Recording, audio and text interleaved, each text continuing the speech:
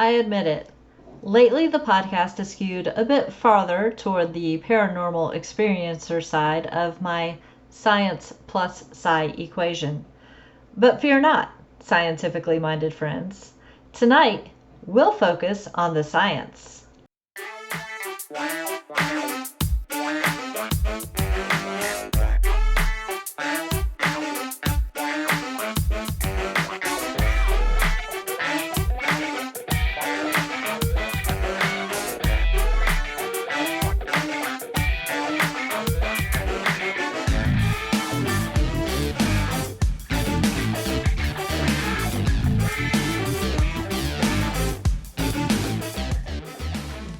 Welcome to the Peak Podcast.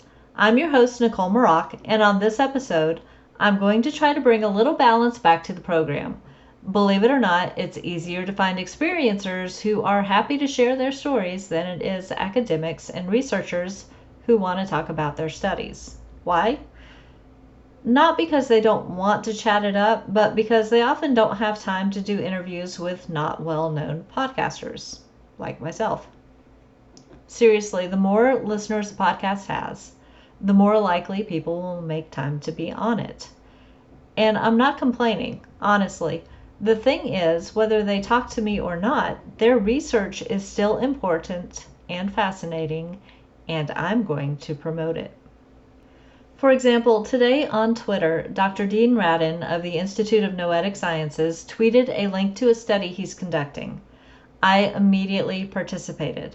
I mean, it would have been silly not to. It only takes 10 minutes, and it was actually kind of fun. I'll put the link in the show notes, and I encourage you to participate too. There are studies into the many aspects of parapsychology, including psi, happening all the time. You just need to know where to look. And I'll admit it, with limited time in my day, I haven't had the chance to look everywhere. So tonight, I'll touch on a few that were obvious to me or easy to find.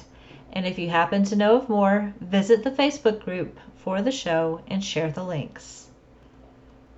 We'll start with IONS, the Institute of Noetic Sciences, since I just mentioned that organization, and I'll put the link to the page on its website that lists all the studies in the show notes. Here are just a few that caught my eye. Telephone telepathy.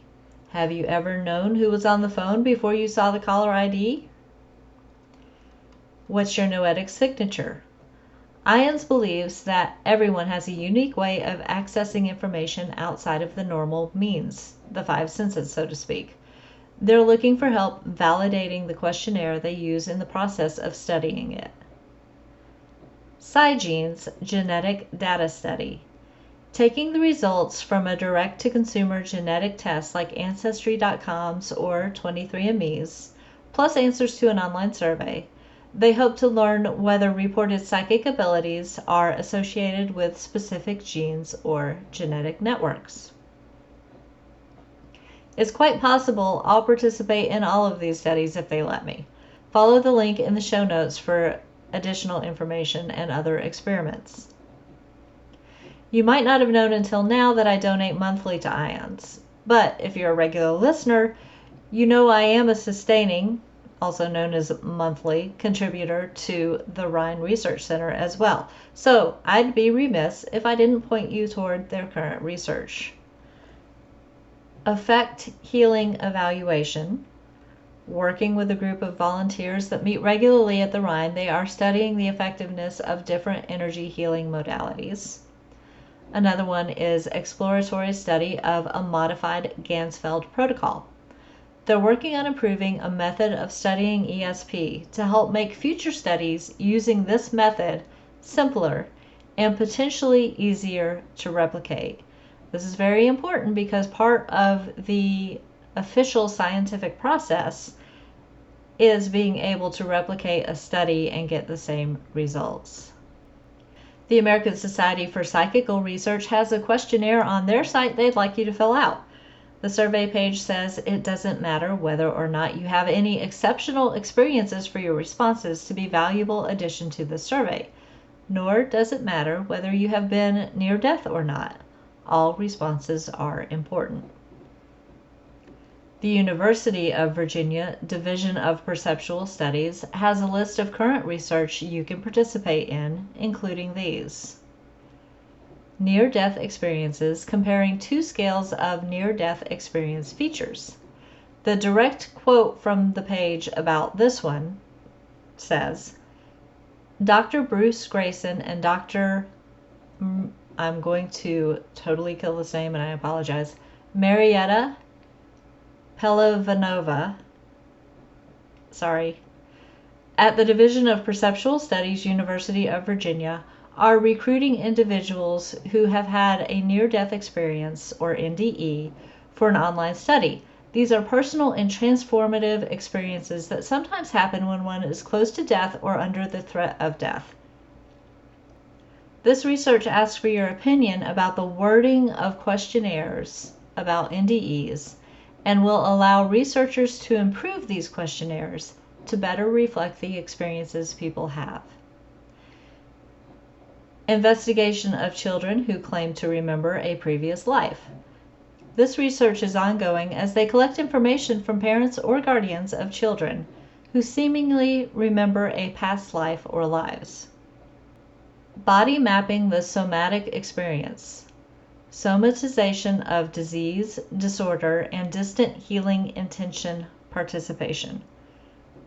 This one focuses on distance healing, which, like NDEs and in-person energy healing, is something we've discussed in previous episodes. These are just a handful of examples of current research being done by academics and scientists. There are more out there. I encourage you to participate and share this information with anyone who might be interested. The only way for science to advance is for the researchers to be able to complete robust studies. That means very often they need volunteers. I'm here to help find volunteers, whether they know I'm doing it or not. Science is that important to me. Now, before I sign off tonight, I have a little announcement. The podcast will be on hiatus during the month of June. I need a little time off to focus on some other personal projects, including completing my emotion code certification and completing the second draft of the novel I wrote in November. Fortunately, I have a wonderful day job that I love. Unfortunately, with sleep, exercise, normal household chores, gardening, and a small personal life, I don't have time to work on every side project I'd like to. I've realized the only way these two specifically will be done on time is to temporarily pause the podcast. Please do not unsubscribe. I will be back, I promise. In the meantime, follow the links to the show notes and contribute to the advancement of science. Or just have a great June. Thank you for listening, stay safe, and be well.